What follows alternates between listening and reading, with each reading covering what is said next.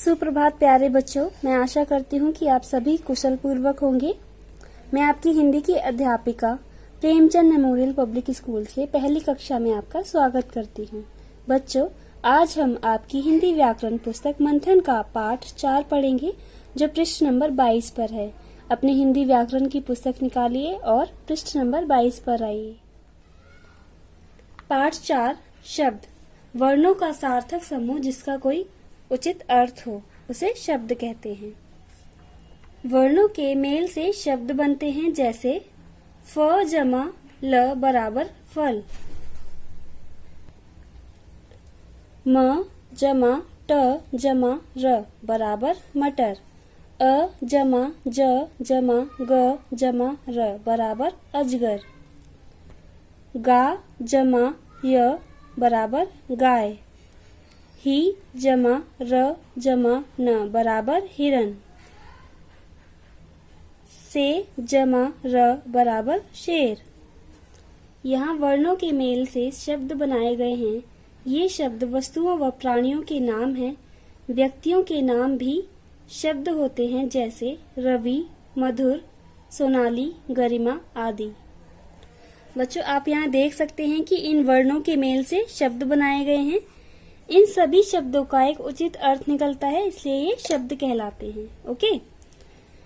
वस्तुओं, प्राणियों और व्यक्तियों के नाम शब्द होते हैं, अर्थात वर्णों का ऐसा समूह जिसका कोई उचित अर्थ निकल रहा हो, वे सभी शब्द कहलाते हैं।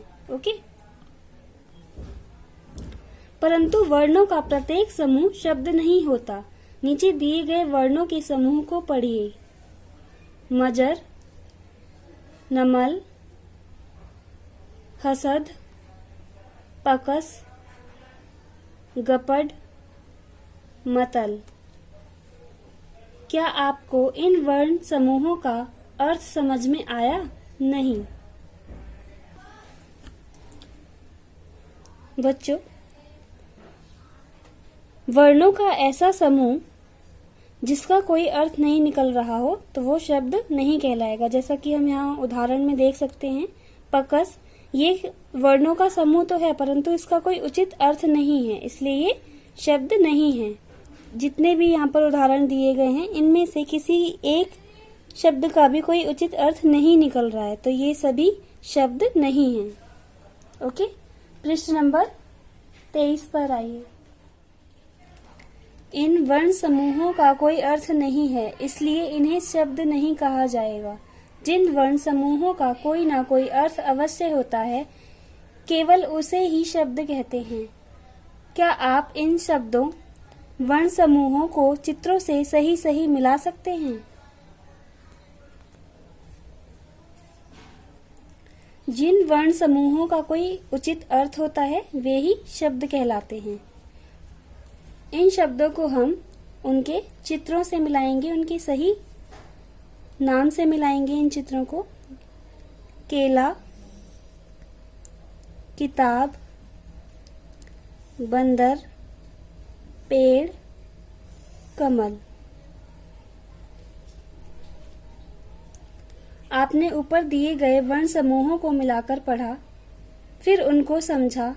आपने उनके अर्थ को पहचाना कि कौन सा नाम या शब्द किस प्राणी या वस्तु का है, और फिर बाद में उनको मिलाया। कमल, पेड़, बंदर, किताब, केला सार्थक शब्द हैं। परिभाषा।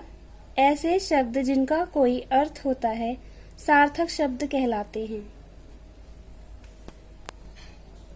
बच्चों, ये हमने शब्द समूह पढ़े, इनका एक उचित अर्थ निकल रहा है, सार्थक अर्थ है, इसलिए ये सार्थक शब्द कहलाएंगे। जिन शब्दों का उचित अर्थ निकल रहा होता है वे सार्थक शब्द कहलाते हैं। अब इन वर्ण समूहों को पढ़िए। पहला ग ग ग ग ग, दूसरा च च चंत, तीसरा त त त त, चौथा कंग कंग जस। क्या इन वर्ण समूहों से कोई अर्थ निकल रहा है? नहीं, ये निरर्थक शब्द हैं। परिभाषा। ऐसे शब्द जिनका कोई अर्थ नहीं होता निरर्थक शब्द कहलाते हैं। इस प्रकार हमने 2 प्रकार के शब्दों वर्ण समूहों के बारे में जाना। पहला, सार्थक शब्द जैसे पेड़, कमल, मेज, कुर्सी, पंखा, मोहन, चाय आदि। दूसरा, निरर्थक शब्द जैसे ल, टाइजल, भ, ती, वाय आदि। बच्चों, शब्दों के दो प्रकार होते हैं, सार्थक और निरर्थक। जिन शब्दों का कोई उचित अर्थ निकलता है वे सार्थक शब्द कहलाते हैं और जिन शब्दों का कोई अर्थ नहीं निकलता वे निरर्थक शब्द कहलाते हैं। जैसे हम कुछ शब्द बोलते हैं, चाय, पानी, इनका अर्थ है ये सार्थक शब्द हैं।